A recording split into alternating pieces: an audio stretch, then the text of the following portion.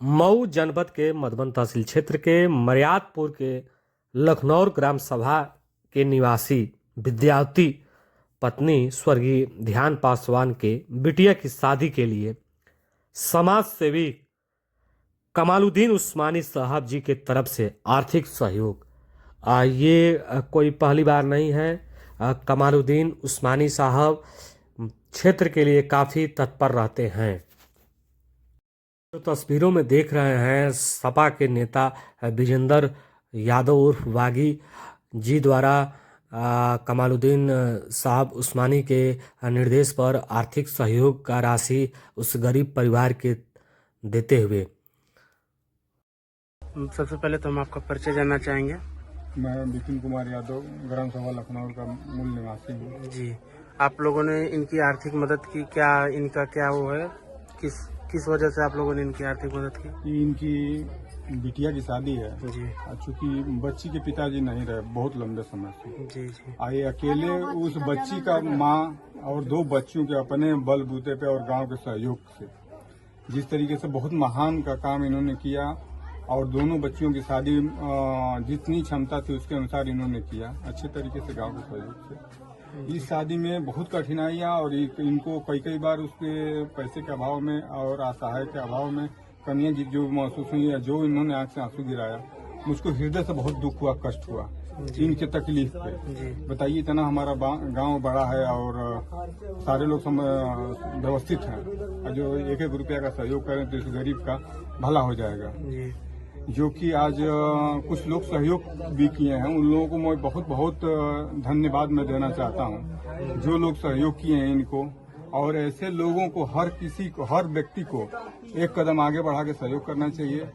और दूसरी लाइन में कमालुद्दीन भैया को हम बहुत धन्यवाद बोलना चाहेंगे। मैंने 11 बजे रात को उनसे बात किया और दोपहर में 1 बजे बात किया। फोन करने पर तुरंत फोन उठा भी लेते हैं और जो हम राजनीतिक व्यक्ति उन लोगों के साथ फोन करने पर फोन न उठाए, उनका फोन जरूर उठता है। जब भी हमने कोई किसी गरीब के लिए बात रखी हो, ठंडी में कंबल के लिए बात रखी हो, किसी विकलांग को साइकिल दिलाने की बात रखी हो, किसी को छत न रहे छत घर बनवाने का, छत डलवाने का बात कही हो, और शादी विवाह में अनुदान देने की बात कही हो, कोई कहीं गमी हो गई हो वहाँ अगर सहयोग दिलाने की मैंने बात की हो, उस पे उन्होंने भरपूर मदद करने का काम किया। और जो मैं 11 बजे रात को हमने इनके बारे में जब बताया गरीबी और हालात के बारे में, तो उन्होंने कहा कि बहुत लंबी धनराशि ले जाके आप हम भेज रहे हैं बागी भाई को, वो देंगे, आपका सहयोग करेंगे। अगर जो अन्य और जरूरत पड़ेगी, जैसी परिस्थितियां होंगी, उसके लिए मैं तत्पर हर टाइम के लिए मैं खड़ा रहूंगा। इसके लिए गांव की तरफ से भी उनको बहुत धन्यवाद कि जैसे हम लोग गरीबों को मदद करते रहते हैं। बहुत धन्यवाद। पूछ लीजिए कुछ जी। चाचा, आप लोग भी कुछ कहेंगे कमालुद्दीन उस्मानी जी के बारे में, जो समाज सेवा ऐसे करते रहते हैं, उनके बारे में? उनकी तो मैं बहुत तारीफ करता हूँ, धन्यवाद देता हूँ। जी, आप उनके प्रतिनिधि के रूप में आए हैं, आपका परिचय?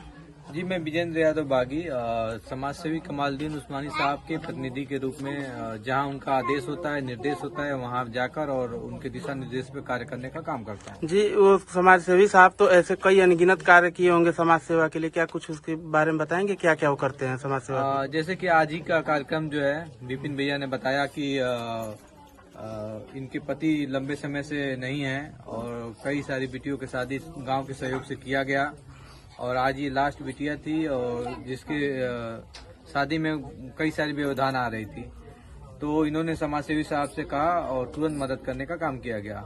इसी तरीके से आवास वितरण हो गया, वृद्धा पेंशन हो गया, विधवा पेंशन हो गया, साथ साथ कंबल वितरण का कार्यक्रम प्रारूप तैयार हो रहा है।